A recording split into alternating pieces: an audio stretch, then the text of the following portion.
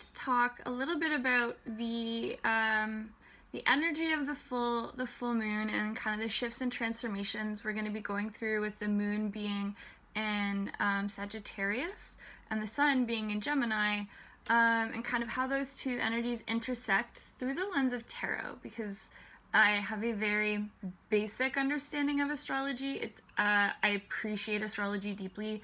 It is not something that I feel I'm called to maybe offer or practice as like something I offer to the collective. I definitely feel like that's tarot for me. So this is all going to be through the lens of temperance, because temperance is ruled by Sagittarius, and through the lens of the lovers, because the lovers are ruled by Gemini.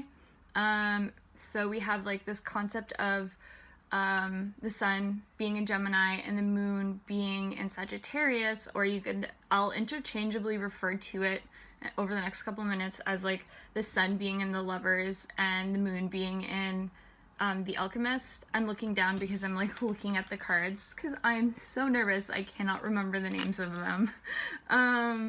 But a lot kind of is coming up with these two cards about this idea of like unity and two becoming one. And I was thinking we could even look at that through the lens of like the sun representing our conscious self and the moon representing our subconscious, and blending those two things. Because I mean, I guess it is kind of literally like what we're doing in the alchemist or in temperance. But just in terms of thinking of it like and like a larger picture, what I mean when I say like the sun is in the lovers and the moon is in temperance or the alchemist. I'm using the slow holler deck today, and the slow holler renames temperance the alchemist. So like our conscious self is the lovers. What is happening on the surface level is the lovers energy, and then what's happening kind of subconsciously really deep down is temperance. So at first, what I was going to do when I was thinking of the structure of this is talk about each card individually and then kind of link them together at the end. But to me, I felt like it just flowed better if I linked them together as I was talking about them rather than saving the connection to the end.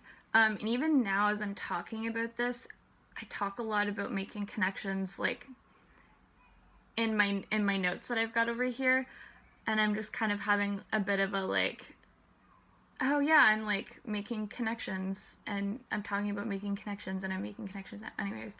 I'm just having a like, oh yeah, kind of moment. But yeah, so I'm just going to jump in. So temperance is ruled by Sagittarius, and that is what the moon is in. I wanted to talk about what was happening like subconsciously first. It just felt right. And so the slow holler calls temperance the alchemist. And I'm just going to move this card around because it's getting a bit of glare. So I want to make sure you can kind of see it. Here we go. That's better. So if you look, we've got like all the 4 different elements: air, water, fire, and then earth is the body, the like material corporal self, and they're all kind of swirling together. So I guess what we can talk about first, temperance, like for example, if temperance shows up in a reading, it's talking about how we surrender to the universe in order to allow the universe to control our rebirth from ego to soul, or I personally like to think of it as a rebirth from our individual identity to our collective identity, from how can I have my needs met to how can I be of service. And the reason why, at least I find, I need to surrender to the universe when I'm in this process is because so often when we come undone and like the death card and we're going through now the rebirth, the transformation, it's normal to want to compartmentalize everything. Like when I go through an experience with the death card where I'm losing something and kind of coming undone and coming apart, I want to like put myself back together like Lego and like stack it all, or like take all of the broken, like if it's like a vase, I'm like taking all of the broken pieces that I've shattered and like putting them in tiny boxes and separating them so I can like make sense of them and study them and analyze them. And I feel like that's just a really natural like human reaction to when we come undone. And the like trick with temperance, or the way to work with it, is blending together. Like blending all of the aspects of yourself that people say don't belong together. So think of stuff like that's stigmatized, like mental illness, for example. All of this stuff in our subconscious, like things that really make us us, but you know, maybe we were like bullied in elementary school for these things, and now we're scared to like share them with the world, but there's something that, or things that make us, I don't want to be like that make us special or unique, but like they're things that are really crucial to this idea of being of service and our collective identity and how we fit within the collective. So we need them. They're part of like our soul identity. And so it's like, now that we've shed things and made room, and like shed our ego and the death card, when we're being reborn into our soul identity, we have space for these things to blossom, all these things from our like subconscious to just like come through. And so we're learning to blend them. I kind of feel like Tyra Banks being like, I don't know if you've seen that meme, but she's like this and then this, but like blending them, like the alchemist here is like blending. You could think of it like you cut up all your fruit and then you can't put them back together. If you cut up a bunch of strawberries, they're just like in chunks. You have to throw them in the blender to make a smoothie. You can't just like mash them with a fork and try and like put them together.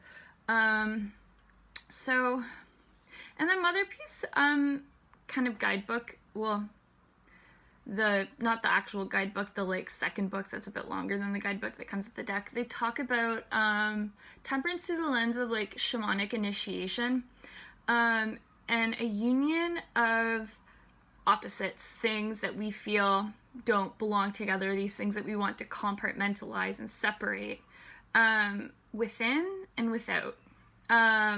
You could think of like as above, so below, as within, so without.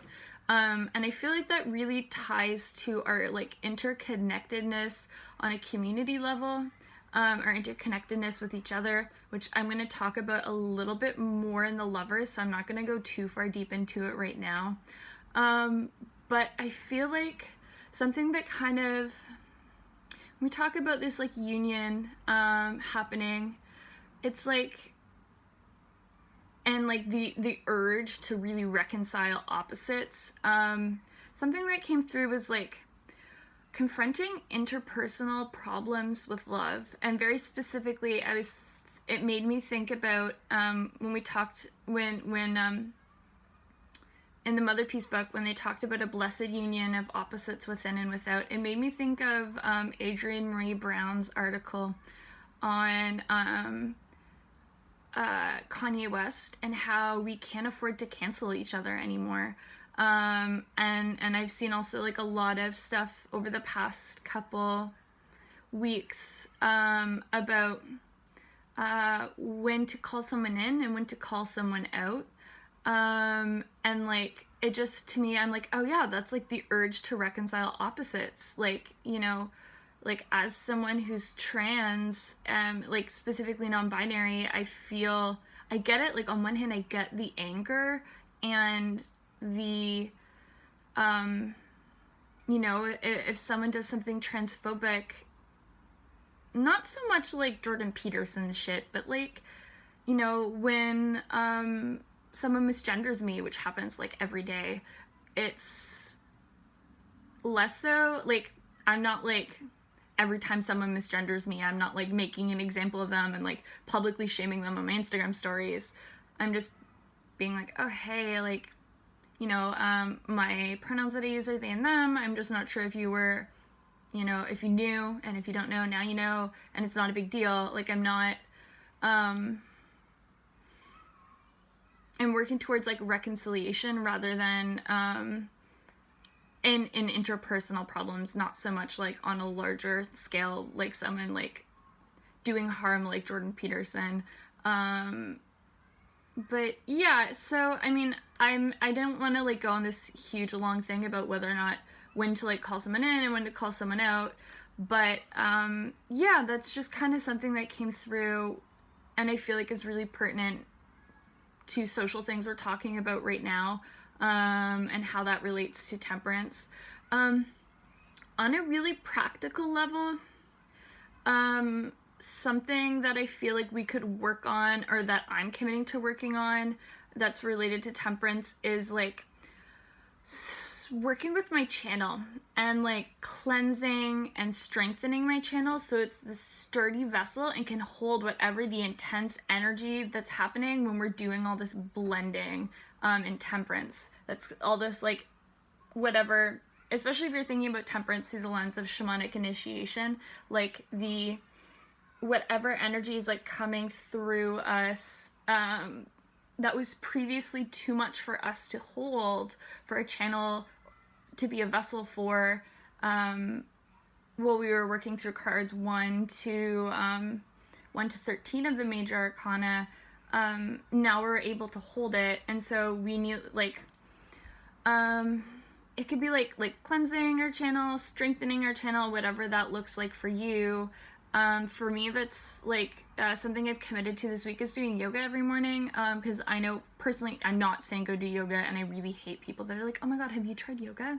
But just, like, for me personally, I find that doing a lot of yoga and self-reiki is important for my channel because I'm using it so much when I'm doing tarot readings every day, and I find that now that I'm doing a lot more tarot readings, I need my channel to, I need to, like, work it like a muscle and stretch it out. And, some days you do, like, leg day and you, like, bulk up your muscles, and other days you need to, like, really stretch it out. And then also grounding. I'm really committing myself to studying more about grounding and, like, visualization techniques and finding something that works for me. I've tried so many different grounding techniques and I can't find one that works for me yet. Anyways, this week, I'm going to find something.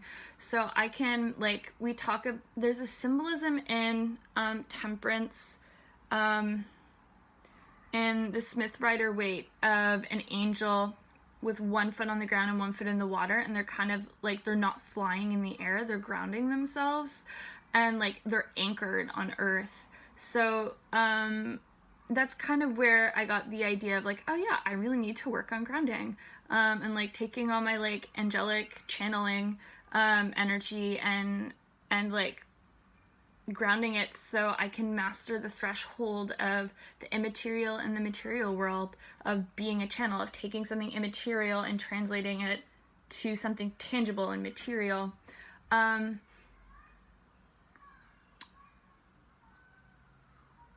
A lot also, when we talk about this channel, kind of, I feel like the energy that comes through this channel when we're doing the work of blending is healing, and using that powerful energy for healing, and we can relate that to healing ourselves after moving out of the death card, but also healing if we're working with this concept of, we're interconnected with whatever is within, we're connected to what is outside of us, an act of healing ourselves is also an act of healing other people. Tying that back into this whole, like, calling in versus calling out thing. Are we committed to rooting for each other and watching each other grow? Or are we here to tear each other down? Because I don't think we are. I don't think, like, really deep down, I understand anger on the surface level, but I still feel like when we're angry about oppression or angry about injustices within our interpersonal relationships, I don't think we genuinely, when we're calling people out, it's not done with the intention to tear each other down. So it's just like, yeah, and again, I'm going deep into this whole calling in versus calling out thing. That's not where I want to go. So I think I'm just going to leave it at that.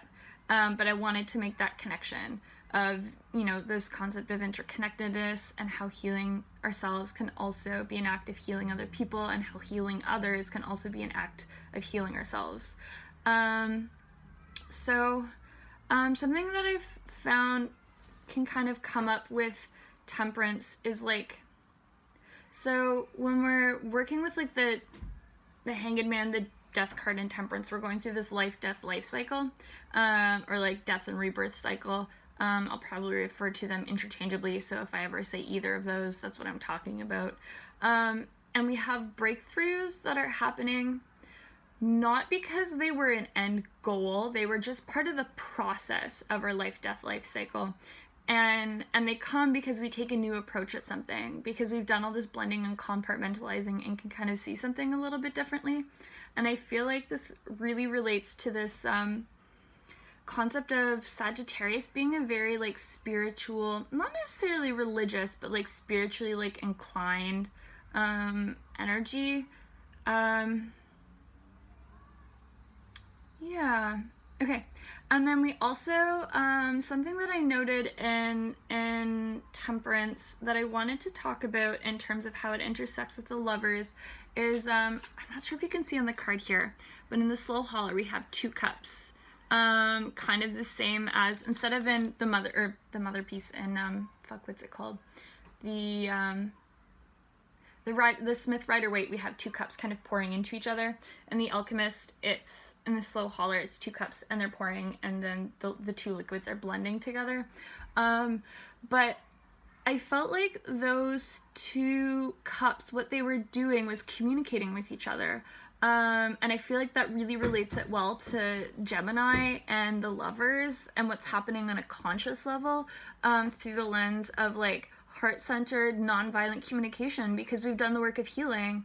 And now, you know, when something happens, we can communicate and say, hey, you misgendered me, and like, that wasn't okay, but I also understand maybe you didn't grow up or aren't familiar with, or maybe don't even know any transgender or non-binary people in your life in general, and you just didn't know any better, and so I can communicate to you why that's not okay and why that's harmful in a way that isn't contributing to more violence. And so I guess I had a maybe like a journaling question, or just something to think about.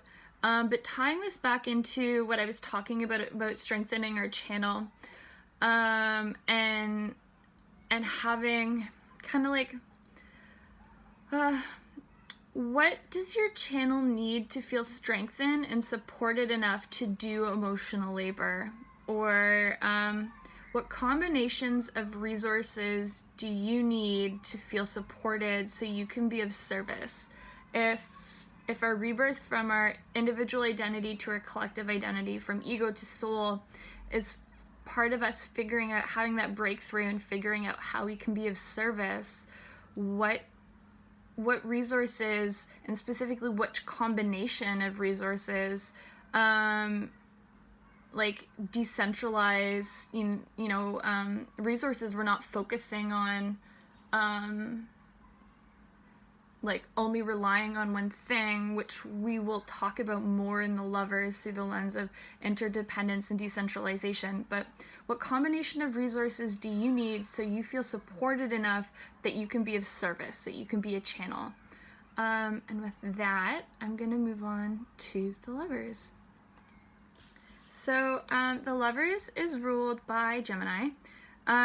It is, I personally, and I know some other people who interpret it this way too, see it less as about our relationships with other people, because we're working with this concept of as above, so below, or on earth as it is in heaven, meaning what happens internally is mirrored externally, and that's why I personally find that for me, the Lovers has always come up around how lovable I think I am, and a period of like really reflecting on my self-worth, how worthy I think I am of love.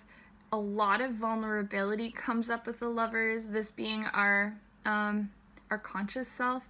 So I find that, I've been talking a lot and practicing vulnerability, even like very consciously.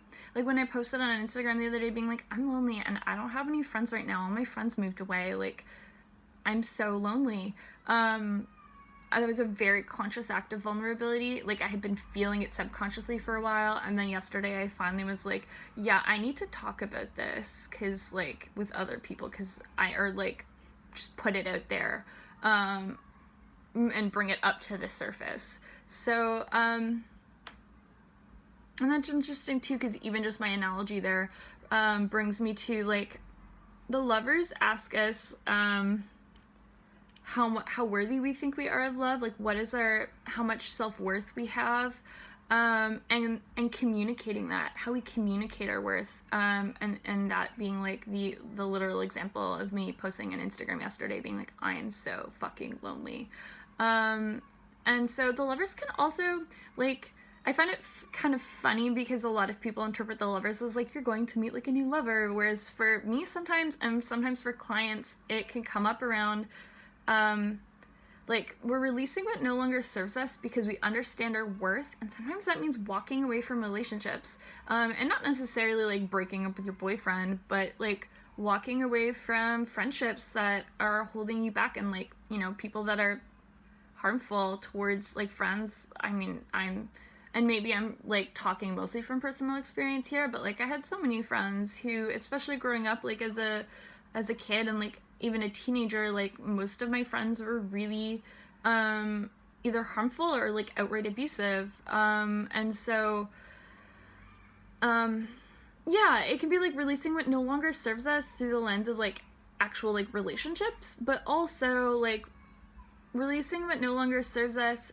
And I'm going to tie this back to our channel that we talked about in The Alchemist, or in Temperance, but releasing doubt, releasing criticism, releasing anger, and releasing ego, because those are all things that really harm our channel, and we're trying to strengthen it right now. Those are things that either get in the way or kind of, if our channel, you think of it, I often think of it like an underground tunnel. When I think of a channel, I think of this like underground tunnel I used to drive through, driving to New Brunswick, going through Montreal, and it was like under a river. And I just think of like those things as like cracking the walls of the underground tunnel, rather than, so the water comes like rushing in, rather than just being a channel for the water to come through rather than break down. So anyways, I'm getting a bit existential there and off topic, but yeah, that's just, I guess, like a visual analogy that popped up in my head about those things breaking down our channel. And there's also, okay, this is kind of cheesy and probably going to date my age here, but I was like, you'll know that I'm like a baby. I'm like 22, so it's like gonna be really obvious when I make this reference that I'm only 22. But there's this young adult fiction book and movie, Perks of Being a Wallflower, and in the book and the movie they talk about this concept of like we accept the love we think we deserve. And that always like rings in my head whenever I think about the Lovers. It's like the first thing, when someone pulls the Lovers in a tarot reading, when I'm pulling the Lovers in a tarot reading for someone, I'm like, yeah, we accept the love we think we deserve. How worthy do we think, what love do we think we are worthy of? Like, do we even think we're worthy of any love? Which is more so Lovers for first, but, which we're not going to get into. But yeah, we're like, this idea again of like union, of two becoming one in the Lovers, like here in the Slow Holler, we've got two people here and their hair is like being intertwined and braided into each other. They're also cutting out what no longer serves them. You could think maybe tangles that are coming up, and knots in their hair. They're just cutting them out because they don't serve them anymore, and blending and braiding together what does. So I find it's less about our relationships like with one specific person and finding a lover, and more in general with like our interconnectedness with each other. And so I was thinking of that. Another way of talking about interconnectedness or intimacy is also interdependence rather than independence. So interdependence meaning a mutual dependence and reliance on each other. And one way we can strengthen our interdependence is through meeting each other's needs in a variety of ways. And what I mean by that, and I'm not sure if anyone listening to this is familiar with the concept of non-hierarchical relationships, and I mean it outside of the lens of monogamy and polyamory, because like polyamory does have hierarchy to their relationships. You have structure to the relationships, and I'm talking about like just completely non-hierarchical relationships, meaning that when approaching our relationships to our community as a whole, to the collective, and our interpersonal relationships, we are understanding that we can't be everything to everyone. Like even in, and I'm gonna use even in like friendships, like I can't be, a lot of my friends right now don't live in the same city as me, so I can't always be meet like all of their needs, or maybe I can meet emotional needs, but I can't meet sexual needs, or I can meet mental and like psychological needs, but not emotional needs. Like understanding these are like, and even into the lens of like personally, my partner and I are non-monogamous, meaning that we have multiple intimate romantic relationships, and not all the time, but like we don't believe that there's no like hierarchy within our even like within our interpersonal relationship of you have to meet all of my needs, and it takes, all of a sudden it takes the pressure off, and I'm like, oh, I don't have to be your like your maiden, mother, crone, like I don't have to be all of those archetypes, or fulfill all of your like sexual needs, or fulfill all of your emotional needs. Like I'm not your therapist. So anyways, yeah. And I guess I'm just feeling, now I'm like, oh god, I think I just like overshared or something. That was so much kind of personal information. But anyways, I'm not monogamous. Ta-da! Although I don't identify with polyamory either. My relationships personally are just non-hierarchical. Yeah, just this idea of like practicing vulnerability and generosity within our relationships to like strengthen our connections with each other.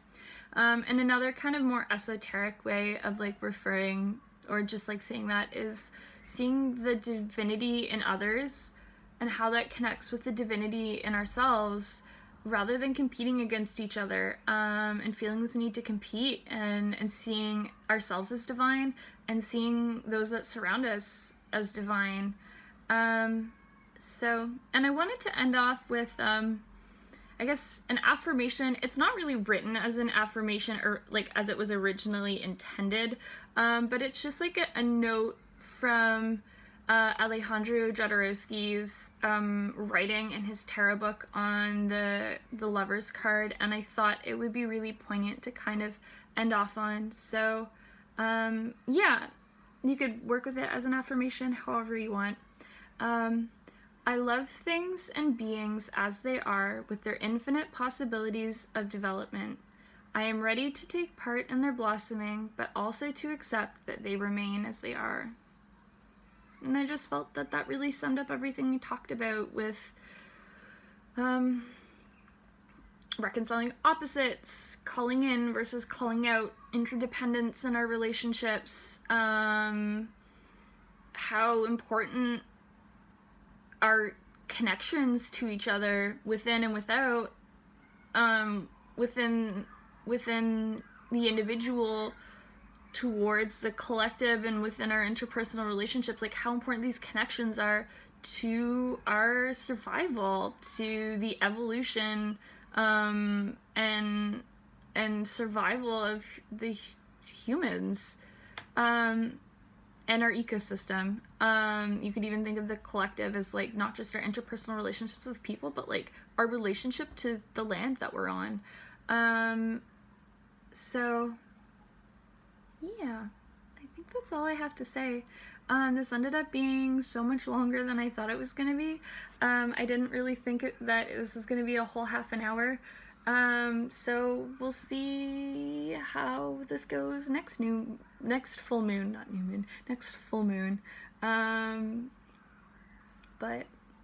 anyways, thanks for listening. Bye.